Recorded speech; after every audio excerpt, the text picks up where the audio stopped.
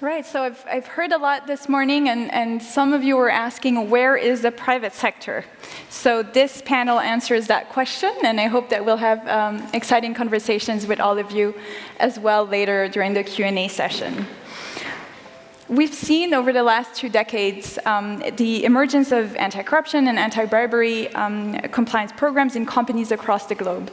And I think we're at an interesting point in time where we're trying to go beyond regulatory adherence and really make sure that those compliance programs are impactful and that they're effective. So I'm really pleased to be here today to discuss that, but also, the broader stakeholder engagement with our 4 esteemed speakers. So I will start from my right. We're very pleased to have here with us Ayatollah Yagun, who's actually coming from Nigeria and currently has several hats. But we'll be talking about your role as the Chief Compliance Officer and Company Secretary at Oando, an oil and gas company, and also some of your involvement in some of the collective action initiatives. So we'll get back to that later on, as I think it's also very much relevant. You're very active in both the private sector, but also civil society, so your views will be really interesting to us later today. Moving on, we have also our next speaker, who's Rafael Gomez, who's the Chief Risk and Compliance Officer at Novo Nordisk EOC. He has more than 25 years of legal and compliance experience, including at the Brazilian national oil company Petrobras. So interesting also perspectives in terms of your career and all of the lessons learned in terms of compliance programs. So looking forward to that discussion. As you see, we have different representatives from across the globe. So next on, I'm really pleased to introduce our next speaker, who actually comes from Thailand, or at least represents different organizations in Thailand. So Vibeke Licent Liavag is the Managing Director of Felicia Designs and the Chairwoman of the Joint Foreign Chambers of Commerce in Thailand. And also is a member of the Thai Private Sector Collective Action Against Corruption, which has already been mentioned today. And then last but not least, very pleased also to have on our panel Anke Struckmeyer-Eichenberg, who's the head of compliance at Metro AG, but also the chairwoman of Alliance for Integrity, which is very well known to many of us here in the room. So also very much interesting to hear your perspective wearing your several hats. So all of you are very much involved on the collective action bit, but the topic of this session specifically was to look at the effectiveness of compliance programs. So shifting gears a little bit, of course, collective action is part of that answer, but trying to really get more into the details from a company perspective. How do you make sure that your compliance program is effective? We'll start with Anke. So my first question is, wearing your hats as the head of compliance in the corporate compliance department of Metro AG, which for those of you who don't know, is a German multinational wholesale company with over 800 billion euro in revenue last year, so quite a big company within the European context, but also globally. And you're also wearing the hat, as I said, of the chair of the steering committee of Alliance for Integrity. So can you tell us more about, first, the work of Alliance for Integrity, and then in a later segment, we'll talk about your work at Metro. Yes, thank you very much for inviting me to this panel, especially since I can also represent a bit the Alliance for Integrity here today. So I know many of you in the room have already had contact with the Alliance for Integrity and have worked together with the Alliance for Integrity, as we also work with the Basel Institute of Governance. The Alliance for Integrity is a business-driven, multi-stakeholder initiative. The aim is to promote transparency and integrity along the economic system, and it also fosters collective actions by bringing together representatives from the public sector, from the private sector, and civil society. The initiative was started in 2015 by the German Ministry of Economic Cooperation and Development and the Global Compact Network in Germany. So although the Alliance for Integrity has its roots in Germany, it is a global initiative and has a lot of global activity. So the Alliance is present in 15 countries, in Asia, in Africa, in Latin America, and in Europe. And so when it comes to the advantages of the private business, why they should engage in collective action initiatives like the Alliance for Integrity, well, as you all know, corruption is a main obstacle when it comes to having a sustainable development, and it also puts an extra burden on companies to facilitate and administer being in countries that are not so ranked very good on the corruption perception index. So the advantage of involving for private business in like the Alliance for Integrity is of course the sharing of best practice, but also to be able to work together with representatives not only from the peers, so not only companies that you maybe meet on your regular association meetings and network meetings, but also to sit together on the table with representatives from small, medium-sized enterprises, but also from civil society and from public to kind of exchange. And what the Alliance for Integrity offers, the products and services, is also based on that experience transfer among the different actors. So as a big company, of course, you are kind of subject to a lot of regulations and a lot of rules, but it's also important to kind of have a look at the supply chain and the whole value chain, where you often meet companies that are maybe small and medium-sized enterprises that are maybe your suppliers and that are maybe not so advanced yet in having a compliance management system. So it's good to kind of have an exchange and kind of give best practice, what's your experience as a company, but also learn and understand what are the needs for small and medium-sized enterprises, how they can implement basic compliance programs, which is then also relevant for big companies, especially due to the increased regulation when it comes to supply chain due diligence. And of course, big companies also need to do, for example, when they engage with business partners, do a compliance due diligence. So it's also good to pass on what are the expectations when engaging with other business partners.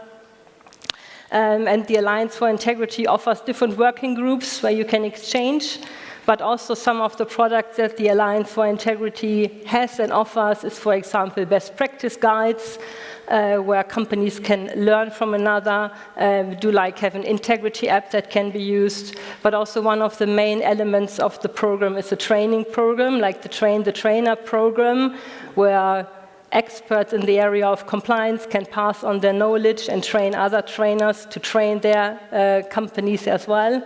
And so there is also a kind of ongoing governance process. So the whole activities are steered by the steering committee, but then there are a lot of regional activities in the countries and in the regional hubs where they then exchange and also report back to the steering committee so that it all kind of follows the same purpose. Thank you, and really important point on the supply chain, but also SMEs in terms of leveraging best practices and ensuring that you include all of the stakeholders. I think it's a nice segue also to our next speaker, looking at you here, Viveke, looking at an SME. You're running an SME, but also your involvement in the Joint Foreign Chambers and the Thai CAC. So when we talk about effectiveness, we also talk about culture very often. So how do you ensure that you have developed an ethical culture within the context of your business? And how do you work with others through your several engagements? Thank you, Vanessa. First of all, thank you to the Basel Institute for inviting me and President Peter Maurer for welcoming us here today and including the SMEs in his speech, because SMEs are often looked at as the difficult one. It's too hard, so let's not include them. But it's very important to include the SMEs because they're part of the supply chain. Felicia Thailand Limited is a manufacturing of jewelry. We have 150 workers and we are the M in the SME. And the reason I emphasize that is because I can do what I do because I am the M. Because cost-wise, I couldn't do what I'm doing if I was a micro or if I was the S in the SME. I'm originally from Norway. I've been in Thailand for 35 years, so I have from kindergarten, I've had the ethics, integrated into me. So my first step in Felicia was to set the moral compass. And that moral compass I did, of course, with my background as a Norwegian. But I had to convey my Norwegian way of thinking to a Thai culture and to my Thai staff. Now, doing that, it's very important that leadership is taking an active role. And that doesn't mean that you just say, we will set good morals, we'll put them on paper, and then leave it at that. It's important that we train the trainers. We, as an owner of the company, I have trained my management, who again train the middle management, and we make sure that they fully understand it, and then they train the workers. If you look at corruption, for example, what is corruption? What I look at as corruption from Norway is not necessarily looked at as corruption in Thailand. Sometimes it's how you do the business.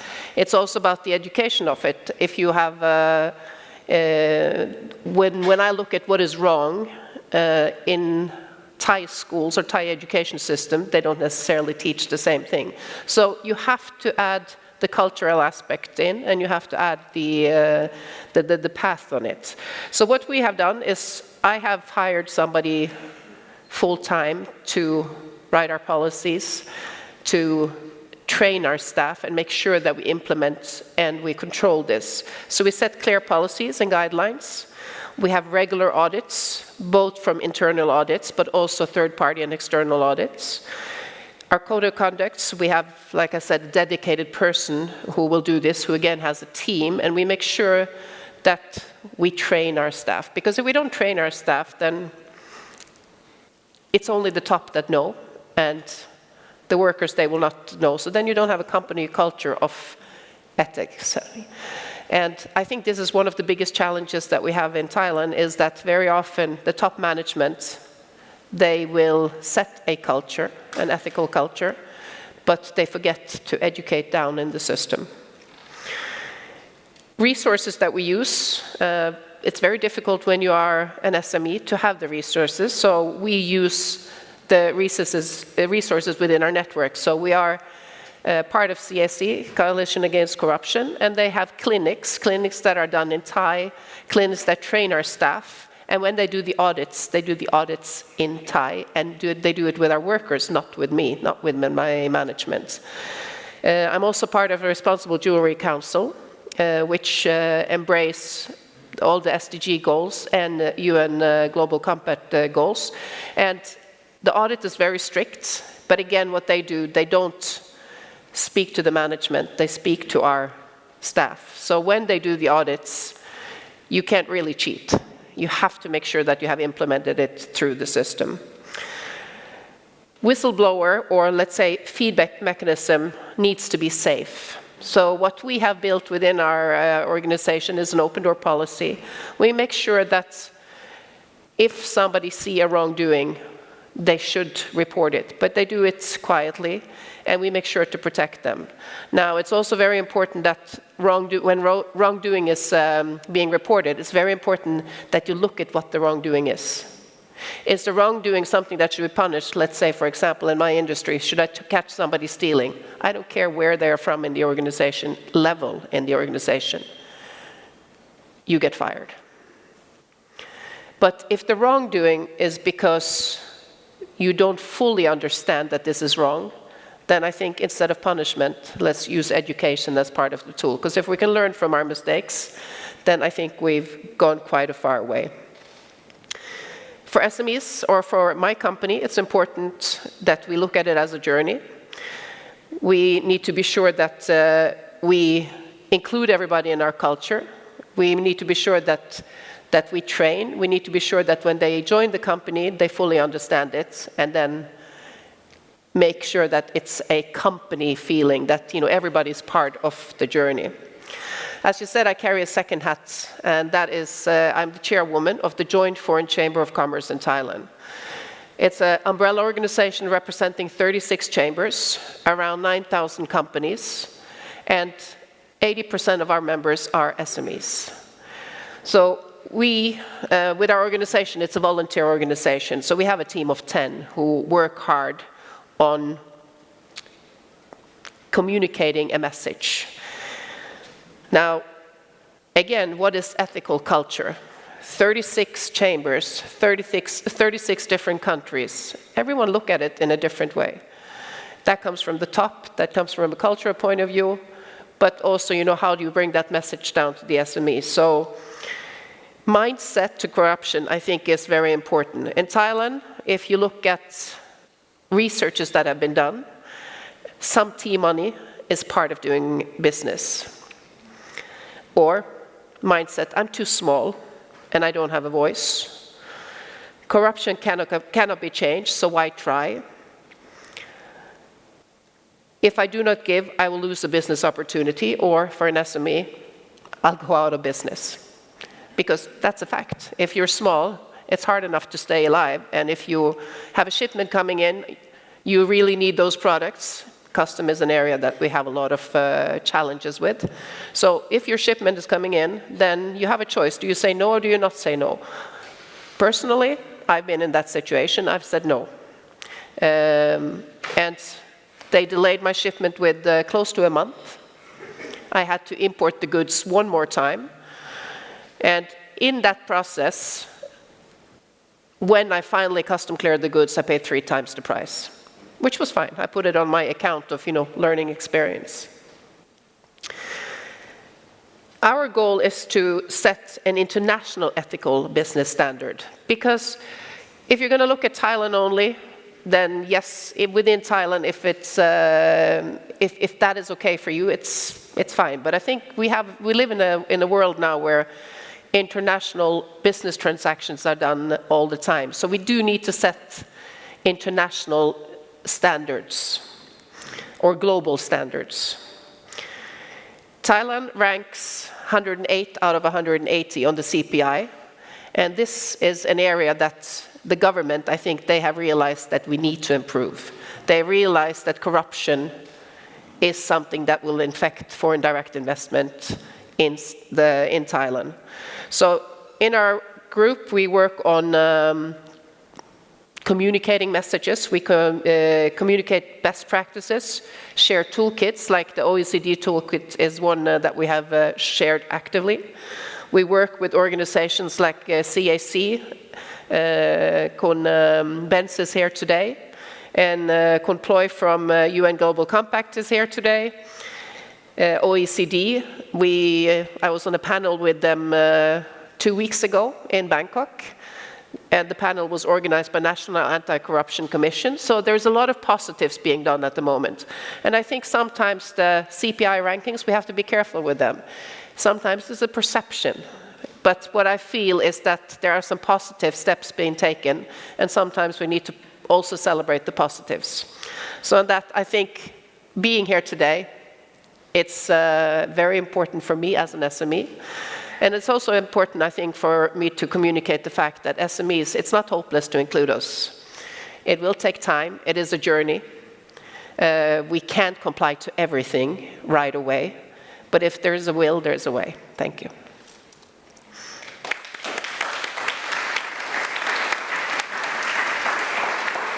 Thank you, Viveka, for reminding us that you're never too small to be part of that journey. And since we're talking about SMEs, I'm going to turn to you, Ayatollah. And I know that you're not working in an SME as such. It is definitely multinational. But you have conceptualized a public-private initiative to develop a governance code and standard operating procedures for SMEs in Nigeria. Can you tell us more about that? Yeah. Thank you very much, and thank you very much to the Basel Institute for giving me the opportunity to be here and to speak about some of the work that we've been doing. I met up with Sabine earlier on, and she's like, "Where have you been?" Because very much I used to be on the international circuits, and for some years, I decided to take a back seat, and having confirmed, as it were, that we had been able to incorporate best practice standards in our business from the point of view of our engagement with the UNGC, our engagement with WEF and PACHI, the Partnering Against Corruption Initiative. It was important to, I think, go local for me. When I joined my company, the first whistleblower report an investigation I had to deal with was from an SME in our supply chain complaining that members of a particular department had been asking for bribes in order to give them a procurement contract. We investigated, and I really am very thankful to the courage of this particular SME to report using the anonymous hotline that we had. He reported, and we investigated, and we lost almost every member of that team because it was proven to be correct. And all along, I'd carried this burden as to how do we build the next generation, really, of big companies, public companies in Nigeria, and how do we ensure business sustainability and the sustainability of these businesses? We're not like other jurisdictions where you have companies that are 150, 200, 500 years old. In Nigeria, normally companies die with the founder. And that's because there isn't that, even when it comes to public companies, apart from the international companies that come into the country and sometimes are forced to go public, it tends to die with the visionary. So how do we put in place structures that allow for the long-term sustainability of our companies, and that allow for a whole new generation of SMEs that are able to grow and become our large companies? So there were some statistics that were thrown at us recently regarding the success rate of companies growing from nano to medium-sized companies, and it just shrinks exponentially as you go up the ladder, so that only about 5% of those nano companies actually end up becoming medium-sized companies, and a smaller amount surviving to become larger public companies within the country. There's also this whole area of tech startups and the next generation in terms of our Gen Zs and our millennials deciding to go down the entrepreneurship route and set up their own businesses, but don't have the experience of working in larger companies and therefore don't have the structures. So I approached now in Nigeria, the Financial Reporting Council is responsible for corporate governance under the Act. They had a directorate of corporate governance, and very little had been done except the issuance of a code for larger companies and companies of public interest organizations. So I approached the then CEO of the FRC and said, clearly there's a capacity and a resource issue. How about we come alongside as a private company and help you put in place, one, a code of corporate governance for the not-for-profit sector, and secondly, corporate governance guidelines, which will be voluntary, because it's a journey, for the SME sector. And he was very, very keen and very open and allowed us to start working. So the first thing I did was he invited me to sit on a technical working group that was set up by the Ministry of Trade and Industry to come up with a code of corporate governance for the not-for-profit sector. That's in the consultation stage as we speak, and I'm really excited about that because that's an area that needs to be regulated. The second thing was, together with CBI, Convention on Business Integrity, and the local network, who I dragged along on the project. We're very keen to be dragged along, by the way, and that's because I am a director of the local network, the UNGC local network, and also co-chair of the anti-corruption thematic group. We were able to come up with these corporate governance guidelines, which were launched on the 30th of May. The next stage is now the creation of a portal, which has already been created and populated with templates, information that would be of, and training that would be of use for SMEs to enable them implement good corporate governance and best and when I say good corporate governance, I'm talking about world-class corporate governance with world-class best practices.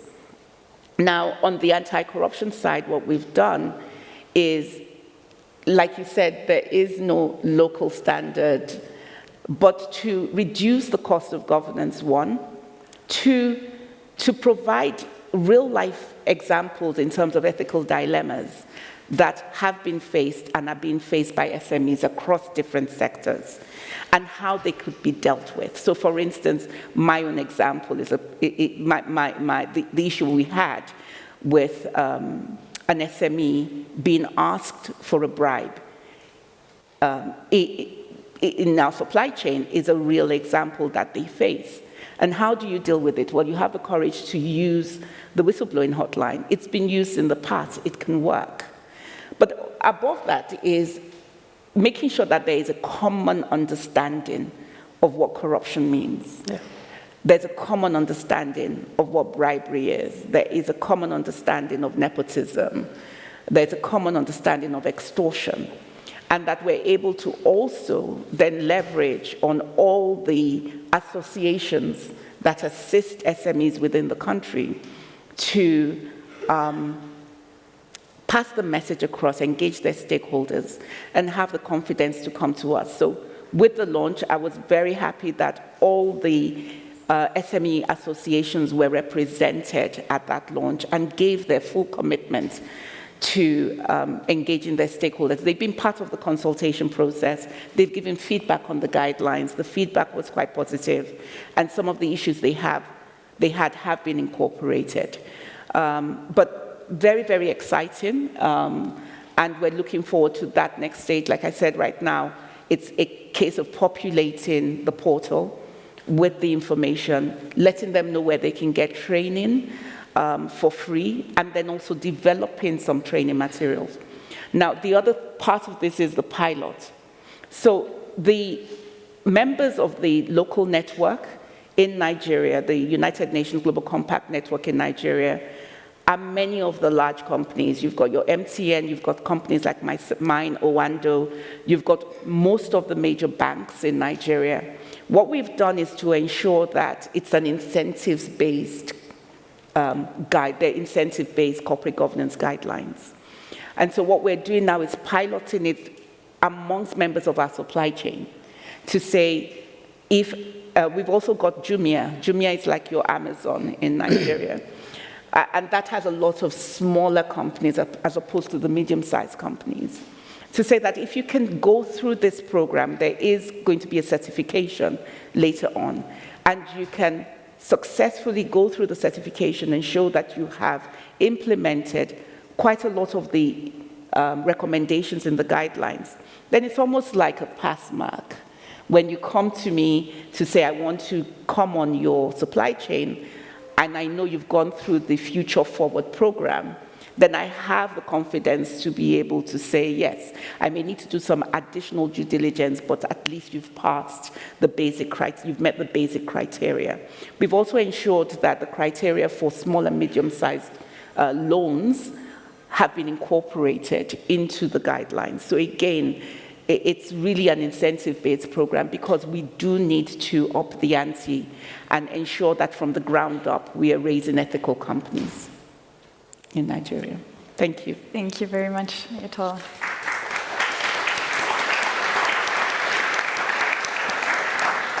And I, of course, see that Vivek is nodding, and I'm sure there's a lot of parallels between both of your initiatives. Look at you. So I'm sure there'll be great discussions off this stage as well. Shifting gears a little bit, I'm now turning to Rafael. You're also wearing several hats, but at the moment you're the Chief Risk and Compliance Officer at Novonor and EOC, a Brazilian conglomerate that most of you know as previously Odebrecht. I think the Odebrecht case in the Lava Jato need no introduction, so very pleased to have you here on this panel, and also would like to get your views as to how Novonor has achieved changes in its corporate culture since that time, and ensure that the compliance efforts move beyond the tick-the-box exercise. Okay, well, thanks again. Thanks, the Basel Institute, for the invitation. and the opportunity to share the past 8 years of history. I have a document here that if anyone is interested, it's 8 years in 8 pages. And you asked me to do it in 5 minutes, and I'll do my best.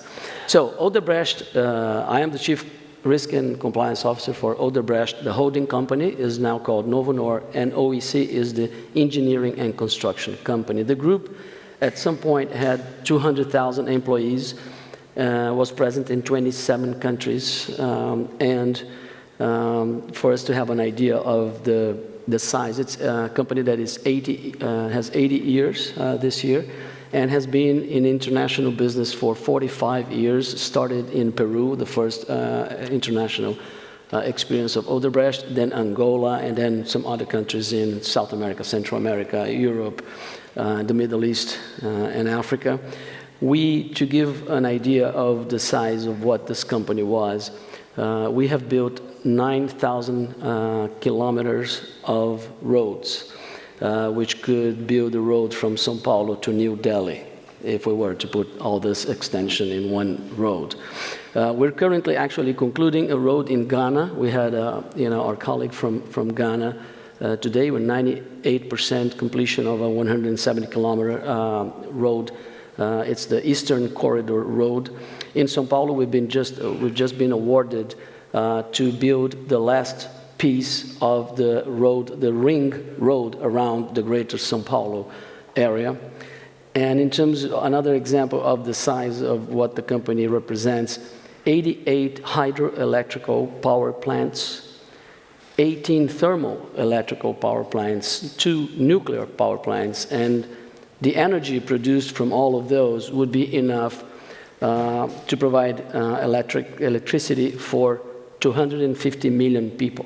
So this is the size and impact of what the company represents. And this company was actually in the center of this huge bribery scandal that was reviewed by the Operation Car Wash. And then 8 years ago, we started this transformation, governance and integrity transformation journey. And it included first a public committee to integrity, starting to cooperate with the authorities with all the investigations that were ongoing, cooperating with law enforcement, creation of a global council with members, former members of the Global Compact, of the Siemens Initiative, and of the World Bank, and so many renowned professionals that were in this council to provide direction to the company as to how to confront what was the biggest crisis this company has ever faced. There was then the public acknowledgement of the wrongdoing, and then the global settlement with the US, Brazilian, and Swiss authorities.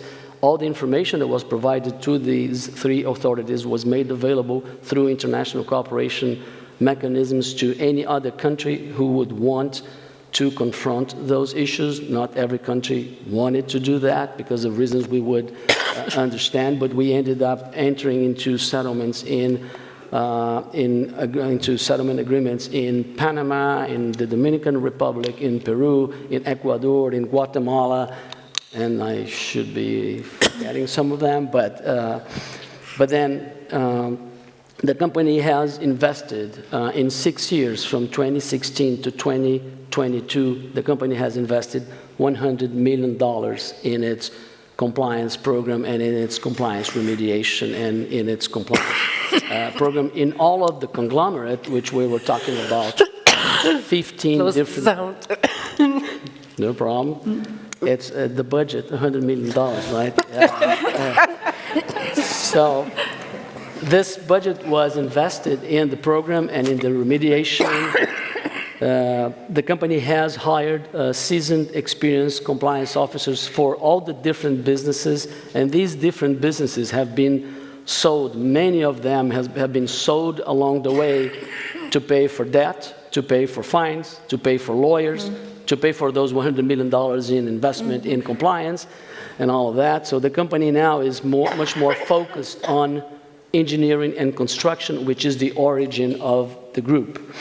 The company has settled with the DOJ, the federal prosecutors in Brazil, with the Comptroller's office in Brazil, the Federal Comptroller's Office, CGU, and we have dealings, including with Marcelo, who was here earlier today, with the World Bank, and Lisa Miller was here today, and we've been working with them for the good part of the past 5 years now, with the Inter-American Development Bank, with Petrobras. And all of these included external monitorships. So our program has been monitored for 6 years, the design, implementation, and continuous improvement to make sure that the program is compliant with all the applicable guidelines and best practices. The result of all of this is that today we can say we have a robust, complete, mature compliance program that has been assessed, evaluated, tested, audited, certified by all of these different, and it's ISO 37001 certified in each and every country where we do business, which is today has reduced to about 7 countries. And this never ends. So this is not, we cannot say that the program is completed, the program is done, that we're not doing it. It is in constant evolution. We're actually making changes to the program on a monthly basis. We have our, we're supervised by the board of directors. I report to the board of directors, and we present on how our program is moving every other month. And Marcelo Viana from CGU, we were awarded with the Pro Ethics seal by CGU, and as he was mentioning, about 400 companies have downloaded the questionnaire, about 280 have submitted the questionnaire, and only 84 companies have been awarded, and so 84 in all of Brazil out of 400 companies that thought they could have a chance of passing, because the bar is somewhat high. One of the things that we do to make sure that we continue to push, we continue to evolve, is that in my goals, we scored 84 points in the criteria from CGU for the Pro Ethics seal last year.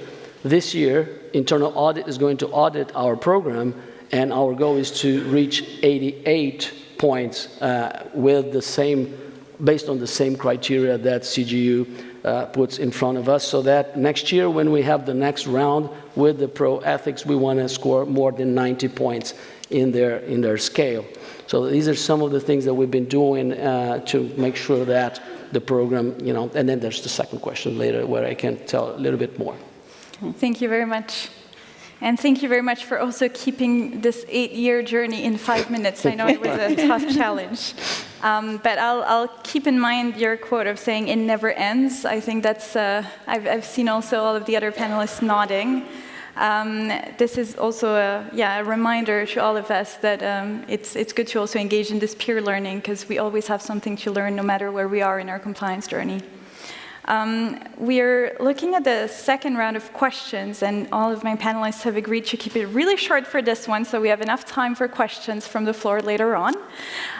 So looking at you, Anke, looking at what you're doing within your company, can you tell us a bit how you measure and some of the KPIs that you have around your compliance program to ensure that what you're doing is effective? Yes. So we have a compliance management system at our company, and the way we measure the progress and also like the compliance maturity, how we call it, the compliance culture in our company, is that we actually have minimum measures, so we track our KPIs. And I think the very important element of that is that we have a very good network among the different compliance professionals. So part of the Metro Group are 40 entities in more than 30 countries, and they are all staffed with a compliance officer, part-time mainly, so they also have maybe other duties like head of legal or something like that. And so we have a quite good community, which is, I think, important to kind of communicate also the compliance culture within the company. But on the measures, so we have our KPIs, and that of course includes standard compliance measures like doing training, doing compliance, implementing relevant guidelines, especially when we need to update them due to regulation.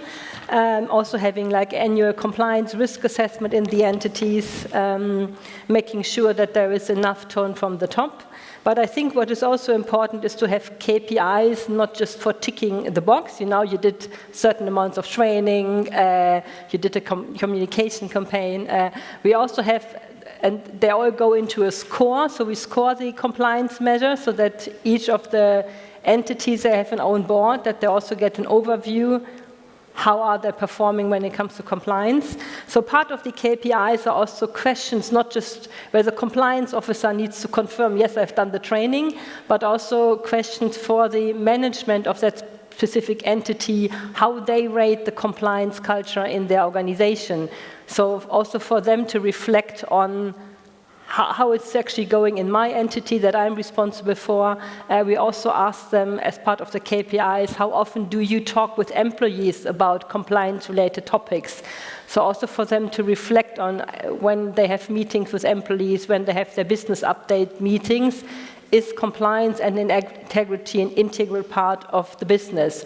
So it also kind of fosters them a little bit to reflect, and not just saying, okay, I have a compliance officer who makes sure that we have a compliance program in place, but also to give the responsibility, of course, also to the line management that they need to be role models and live compliance. And also in some of the countries, like in Germany, where we have our stores, we have 100 stores. So if the compliance officer needs to go and train all the employees, that will be quite difficult because they work in shift, they work in the store with the customers. You cannot take out the whole store and block the store for an hour. So you need to then train the trainers by training the management, training the store managers, that they kind of can communicate about compliance topics also with their team members. So that's one important thing. But then beside from this more like line management, where we really track what's going on in the entities and come up with a score and presentations which all look nice and fancy, we also have another tool that we run regularly that we call the Compliance Pulse Check. This is a survey for all employees. So in the past, we started with having the survey that was addressed for line management, but then we thought it's much more effective to also ask employees and not just the line management how they rate their performance in part of compliance and integrity. So it's a survey that is open to the staff on all levels, also line management and executives. So it has a range of questions where the employees can rate how do I perceive the compliance as part of my company's DNA, how does the board take compliance serious, who's my compliance officer, do they actually know where they talk to, also asking them, are they satisfied how compliance concerns are handled. Of course, we also have a whistleblowing system, and people can raise concerns through the management to the compliance officer, but also via an anonymous tool. So we also ask them in the survey, are you happy with how this is dealt with? And we also ask questions like, are you familiar with certain policies? Just that we also then know where do we maybe need to focus on when we do trainings. Are people aware where they find documents? So it gives us a good feedback on how we stand when it comes to compliance and integrity. And it's also, I think, values the opinion of the employees. So not just, role compliance and integrity from a corporate down in the organization, but also good opportunity for the employees to give feedback. And also there are questions not just about the compliance system, but also do they feel that the compliance function is supporting the business? Because that's always something, I think that is very important, that the compliance function is not always seen as someone that is blocking good business, but also to make sure that compliance is a benefit for the business in performance and innovation. I've been once to the conference, and there was this nice comparison between corruption in business and doping in sports. Everyone would consider that unfair, and you don't give your best if you can cheat your way out. So You know, it's also good for innovation to be creative. If you want to win tenders, you kind of need to come up with good ideas. And then, of course, it's also good if the business understands that the compliance function is also there to show them ways how to act in a compliant way. Thank you very much. Thank you for also reminding us that it really goes through all levels of the company, and also this idea of the pulse survey, which is quite an important one. I'd like to get similar feedback from others on the panel, and maybe with you, Ayatollah. I mean, you're involved in a lot of different initiatives. How does this align with the goals of your organizations, and how does it? I recently took up for ESG within the organization, and this has been a really good opportunity from the E, the S, but more especially from the G side, to actually set, and I would say, risk-based material KPIs as far as what we do is concerned. We've got new lines of businesses now. We have a renewable energy business. We're doing something with WEF, with Patchy on anti-corruption within the renewable energy space, because as we've launched our business, we've seen that there are areas of exposure when it comes to renewables and corruption. And what you don't want is to replicate, being in the oil and gas industry, what has been with traditional fossil fuels and notoriously in the oil and gas space, and then have that replicated in the renewable energy space. So I think it starts with a robust risk assessment of where your corruption risks are, and then being able to make sure you have mitigating factors, whether you're an SME or you're a large company like ours, around that. But then also, the brilliant thing about doing an ESG strategy, or reviewing your ESG strategy, is that you do a materiality assessment where you reach out to your key stakeholders and you get that view in, and that view in has to be much more than just what are your environmental impacts, but also from the governance side, what do we need to be looking at? And so that's been a really good opportunity to reset. We also have a mining business, which is focused on mining for the renewable energy industry, so lithium and rare earth minerals. And, again, we found dealing with artisanal and small-scale miners that there are a lot of risks where that's involved. Licensing and permitting is another area. So I think, first of all, you need to identify what the risks are, and then you can set those KPIs, and then you can monitor. And our internal audit team is involved within the organization, is involved in also monitoring and auditing compliance, our performance and our compliance framework in terms of the efficacy and the effectiveness of the framework. And they also take a risk-based approach in doing that. Having a robust whistleblowing hotline, which is independent, is also very useful, apart from the training, which is key. But again, the training has to be, it has to be relevant to where the organization is. So you find around Christmas or Eid, we're always having sensitization around our gifts and hospitality policy. Every year we have our annual recertification, and that extends to the board as well, not just to say, well, we know what the code of conduct says, we've complied with all the policies, but we will also, going forward, comply. And I guess when we put ourselves when we get involved in all of these projects, we set ourselves up to be a standard bearer. It puts a lot more pressure on the organization to make sure that it is, it's practicing what it's preaching. And I think the other reason why we do collaborate is to ensure that we're creating a level playing field as far as our peers are concerned. We're not just setting the standard collaboratively, but then that also we are passing this down through our supply chain, because there is that supply chain risk, and we're plugging the hole as we see it further down.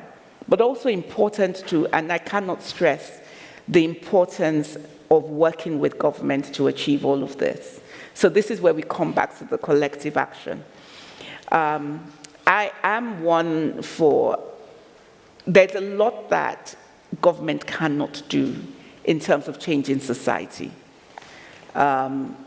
Nigeria is unique in the sense that we have very intelligent people who know what to do, but many times it's not done. We have very intelligent people in government. And that's a cultural thing, you know, because there's a culture of impunity when it comes to corruption. And people are not counting the cost of non-compliance. And the cost of non-compliance is actually much more than the cost of compliance, because the cost of non-compliance also means human deaths, because certain things that should be done are not done. And so I'm always challenging my peers, I'm always challenging friends of mine to get involved.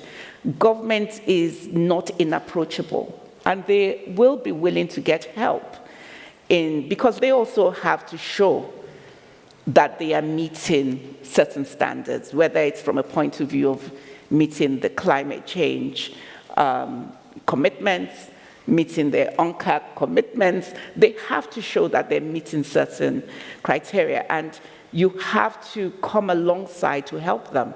And what I've found is when I approach, whether it's the National Climate Change Council, or I approach the FRC, or whatever body, ICPC, to say, I notice that this is part of your mandate under your Enabling Act. Can we partner with you in doing this? That they are very willing to have you come alongside and partner. And this way you can actually help shape the policy around your industry, and you can also create an enabling environment for business to actually operate in a more accountable manner. And many times you just have to take government by surprise by ensuring that you're part of that process. We have now a Petroleum Industry Act. And one of the things that as a company we were instrumental in ensuring made its way into the Act, was, yes, 10 years in the making, or more than 10 years in the making, was this whole idea of community trusts. Because what we found working with one of our marginal fields was that, and the community in this particular marginal field, was that when we set up this trust that involved every member of the community in determining how, we operated within that area, we were able to get lasting results. So when people came from other communities to try and break into pipelines or cause problems, they rose up as a community, this is Ebendo, and said, no, you can't do this, because we are benefiting, we can see the benefit to this company's operations in our community where we are benefiting from it. And, for me, governance in Nigeria is always communal, has always been historically, traditionally communal. And there is an aspect of, taking this whole, not a debate, this whole drive for creating societies of integrity, taking it back to the community and making sure that the culture is right from the community level, because it can't be manufactured, it can't be top-down. There is a top-down approach, which is, the tone at the top, but very much it is also bottom-up. And so when it comes to educating the young people especially, working with the youth, and then taking that all the way up, it's really, really important that companies are part of this, but that we're working with government and we're working with civil society to change our country.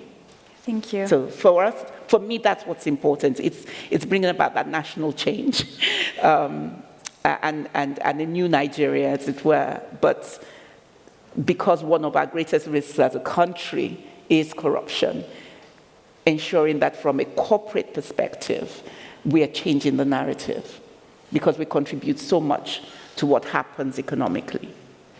Thank you. Thank you very much, Aitala. And thank you for reminding us that corruption is not a victimless crime, and we all need to work together to solve this challenging issue. Now, going back to Raphael, you've talked about your journey so far, and similar question, how do you ensure that your compliance program is effective? Well, there are many different things. And then, as you mentioned, Ayatollah, that the risk is dynamic, and then if you look at what we were evaluating as a risk of compliance or bribery 8 years ago, it had to do with the system that was built, a very sophisticated system to pay bribes with slush funds, with, and something that came from the top. And so clearly, as you embark on this transformation journey and you implement a program, those are not the risks any longer. You have new risks that you have to pay attention to. And we've been monitoring high-risk transactions. We have identified a group of high-risk transactions that we monitor in real time. And 3 examples are third-party due diligence, whether or not people are following the rules when it comes to actually starting the background check and completing due diligence even before authorizing the start of the services, although we have a block in the system that would prevent you from making the payment if you don't. But then the problem is already there. You don't solve for it. If someone authorized the guy to work and then later you just don't pay, that's not going to fix it. And so we monitor those in our systems. We monitor interactions with public officials. So we have checks in calendars, emails, reimbursement of expenses, etc. And we check those against the recording that they should have made for meetings with government officials and informing, what the meeting was about, who it was with, etc., what was the goal. And also gifts and entertainment, same thing. We look for different instances that would demonstrate. One of them is, okay, you've asked for reimbursement of a meal that was to a customer or offered to a customer or to a government official, and you forgot to mention and you forgot to clear that with compliance. So those are some of the things that we do, but then those are kind of automatic. And then the problem with KPIs for compliance is that we tend to talk about key performance indicators. We end up with KEIs, with key effort indicators. So we trained such and such number of people. We carried out such and such number of background checks, etc. But okay, what was the result? So in some areas, we've been trying to make sure that we're looking at with qualitative goggles to say, okay, is our hotline working? It's not only because we're getting more or less reports that it's working. And then we've gone through a process for 18 months now where we looked at benchmarks and we said, well, we're not getting really a number of reports that would be commensurate with what they should be. This was one issue. The second issue was that the time for completing investigations was extending, and then there was a perception that the program and the hotline doesn't work, so we need to make sure that we get those concluded in a shorter period of time. And then we started to look also at percentage of anonymous reports. So if there is psychological safety to report, why is it that everybody opts for the anonymity? It's, it's a sign that, people do not feel all that safe. And so we started looking at that. And also we had 1 or 2 areas where we had problems with workplace issues. Harassment, sexual harassment, moral harassment, and all that. And then we started a major campaign called Respect Transforms 18 months ago, focusing on workplace issues, focusing on gender, focusing on racism. My turn. And you didn't mention your budget. Okay. So we started looking at them, at these numbers and all that. And then we started in layers to implement changes to our hotline. For example, we started testing our hotline. We would call and say, how long do we wait for someone to answer? And then there was a lot of disclaimers. you know, all privacy, legal, etc. It was okay. The guy, 3 minutes listening, hearing disclaimers. Let's just, you know, there must be a better way to do that. And also, the major source is online reports. And then the online report was just this empty blank page, you know, tell us about the issue. And it was like, okay, people are not really good at opening, you know, open-ended questions. You know, maybe we are, but people are not. So we started to make the five, you know, the 5 W's and, you know, 2 H's questions. Say, okay, what happened? Where? Who saw it? Who could help us? And then because also a problem that we had was too many reports being closed for lack of information. And so we focused on getting more information and all that. And then we used some nudges in the color, in the way the questions were asked along the way when you're completing your report, to kind of, you know, help to nudge people to identify themselves, saying, if you identify yourself, we will be able to, we can contact you, we will get more information, etc., blah, blah. If you don't, yeah, you know, this and this and that. And so we ended up getting, with some changes to our program, we ended up defining specific metrics and goals for that. And we were able to get 60% increase in identified reports. And now we are above what the benchmark in Brazil, based on companies that operate channels, tell us, you know, this is what the industry average is. We're above that. It doesn't mean we're happy. And 85% of reports, we had an 85% reduction of reports closed for lack of information. I think this was the best result that we had, because now we receive more information, we have more complete information that allows us to build the scope of an internal investigation.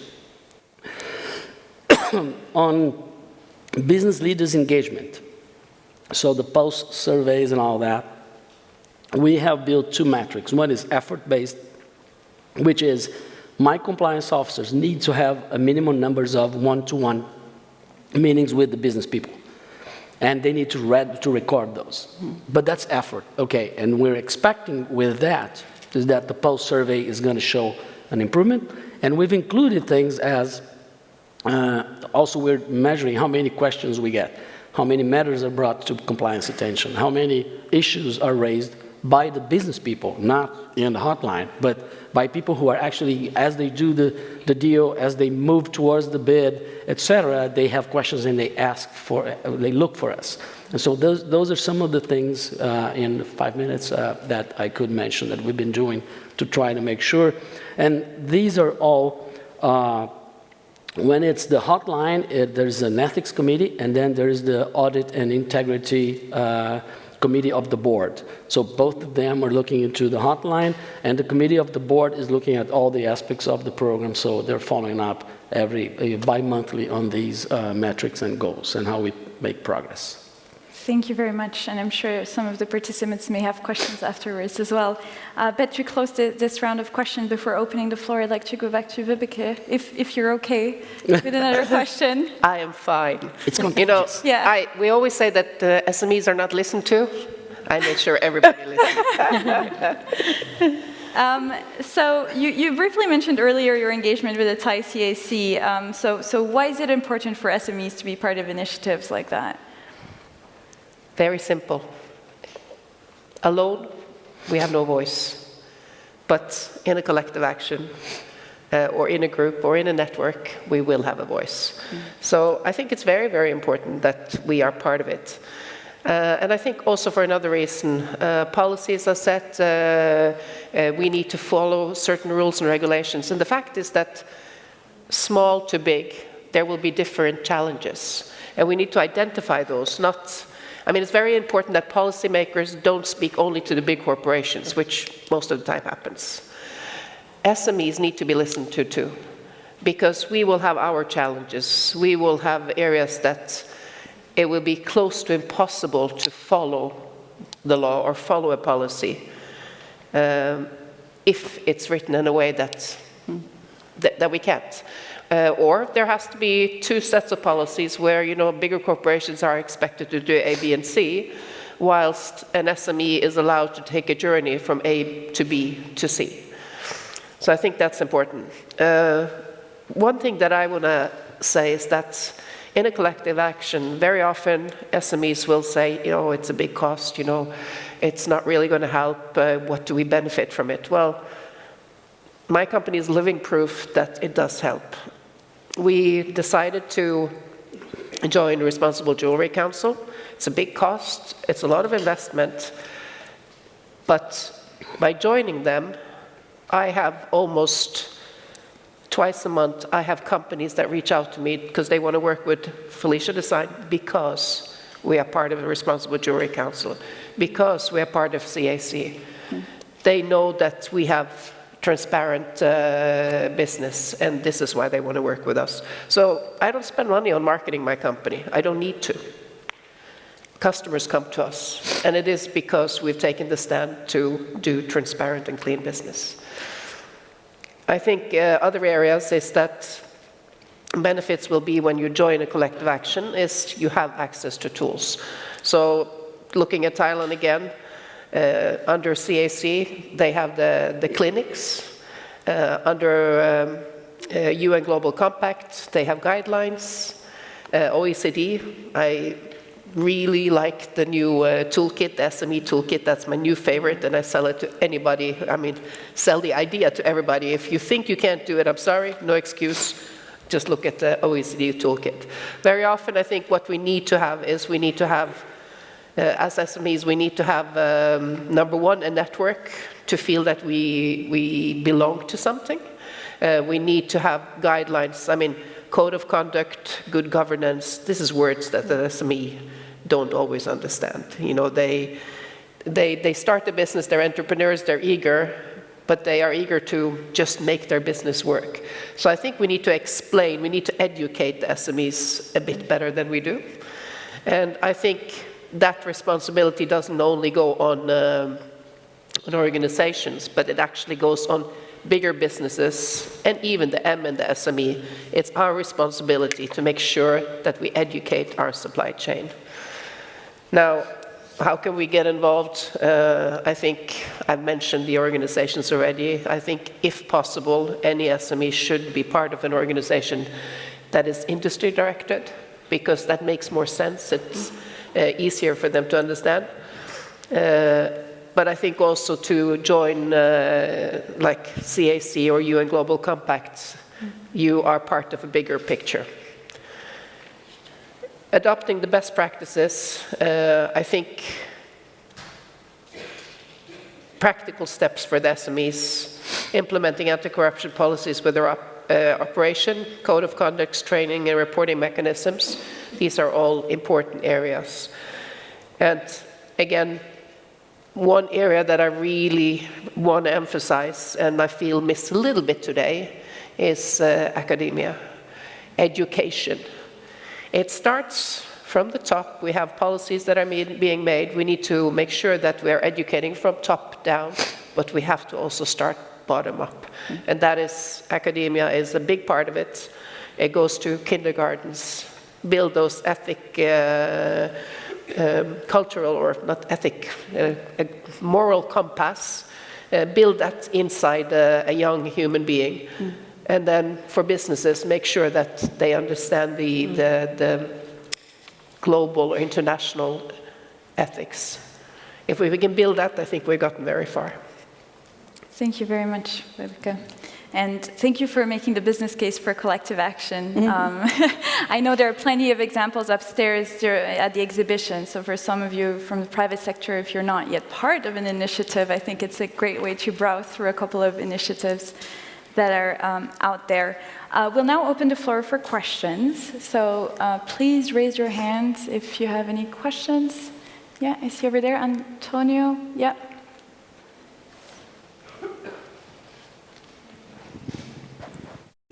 Antonio Hautle, Global Compact Switzerland. Thank you very much for these inspiring examples. It shows that we have still a lot of work to do, but it's worth to do it. The question which arose this morning and here again is, can you estimate the impact, not only for the big transnationals? Raphael, your example is brilliant and shows there can be changes. But if I'm looking at you, Ayatollah, do you think there is a change really taking place in Nigeria? Is something moving?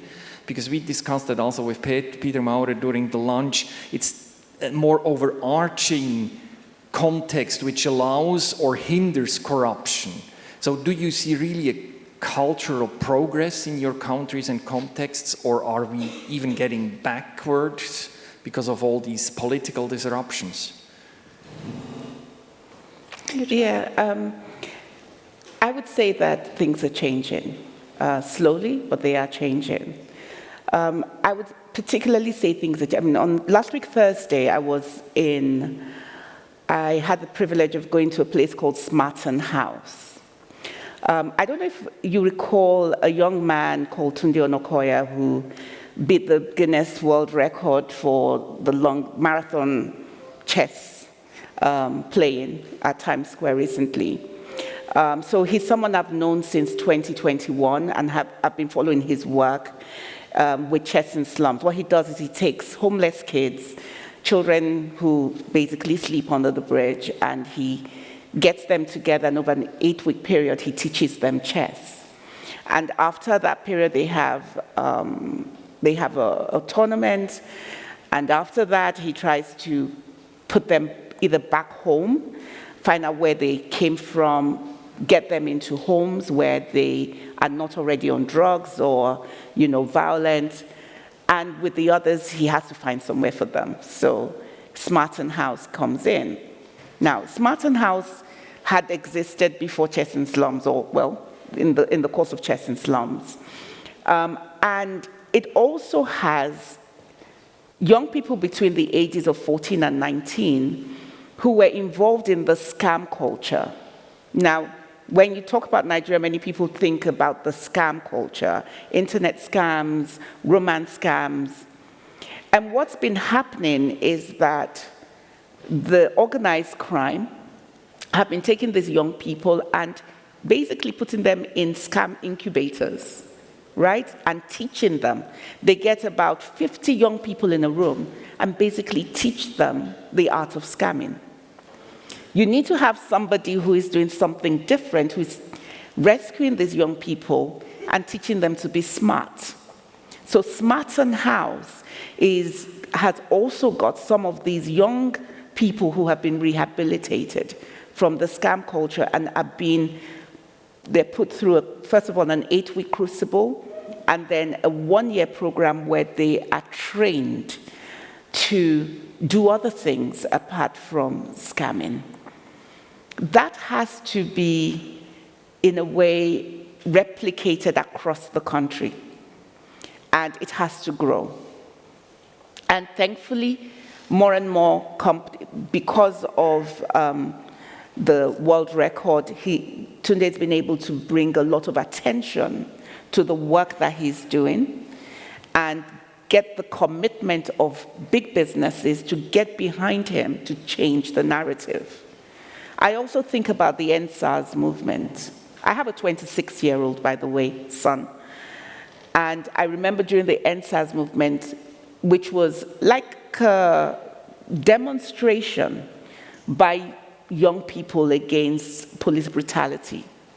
It basically shut down Lagos State for about 3 weeks, almost a month, before it was violently scuttled by the government. But this was hope, because these were the young people coming together. And it initially started with an uprising against police brutality, but then it went on to deal with issues of corruption. So these young people gathered together and said, we want our policemen paid a living wage so that they don't have to extort funds. And we want them paid monthly, not their salaries held up for 3 months or 6 months sometimes at a time, which makes them extort money from ordinary citizens. And they had a list of things that needed to change in society. Now it was scuttled, and some of the young people were despondent. But there are cells of activity happening throughout the country. And what we've seen is a lot of young people, either through the Shapers Hub, the Global Shapers, and we have so many in Nigeria. I think we have more Shaper Hubs in Nigeria than everywhere else in Africa.